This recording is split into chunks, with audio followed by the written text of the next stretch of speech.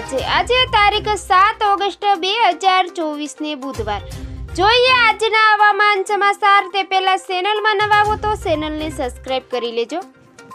ગુજરાતમાં 2 દિવસથી વરાપનો માહોલ જોવા મળી રહ્યો છે।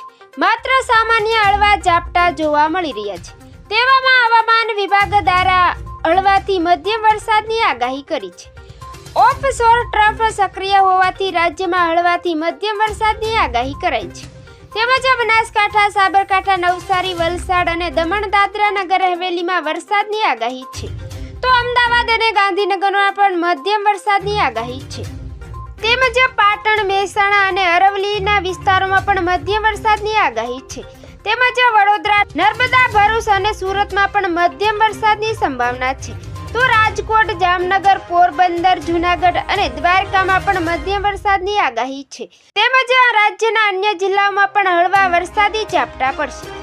તેમજ હવામાન વિભાગની આગાહી પ્રમાણે આજે બનાસકાંઠા, પાટણ, મહેસાણા, સાબરકાંઠા, અરવલ્લી, ગાંધીનગર, અમદાવાદ, આણંદ, ખેડા, મહીસાગર, દાહોદ તેમજ પંચમહાલ, છોટાઉદેપુર, વડોદરા, ભરૂચ, નર્મદા, સુરત અને તાપી, ડાંગ, નવસારી, વલસાડમાં મોટાભાગના વિસ્તારોમાં હળવાથી મધ્યમ વરસાદની શક્યતા છે।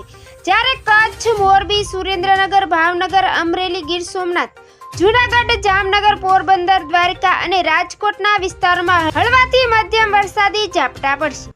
તેમજ આગામી 2 દિવસ સૌરાષ્ટ્રના વિસ્તારોમાં વરાપનો માહોલ જોવા મળશે। માત્ર સામાન્યથી મધ્યમ વરસાદી ઝાપટા પડશે। તેમજ દક્ષિણ ગુજરાત અને કચ્છમાં પણ વરાપના માહોલ સાથે હળવાથી મધ્યમ વરસાદી ઝાપટા રહેશે।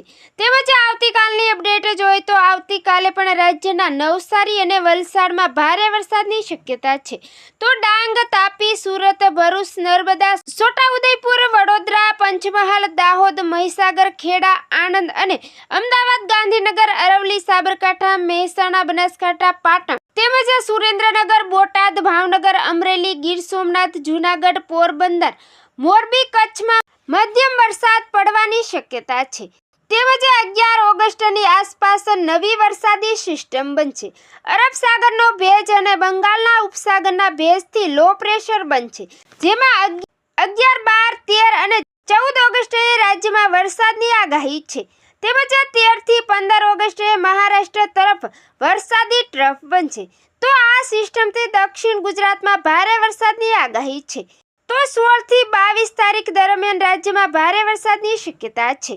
તો મિત્રો, ફરી મળીશું નવી અપડેટમાં। જોતા રહેજો ખેડૂત ઉત્સવ।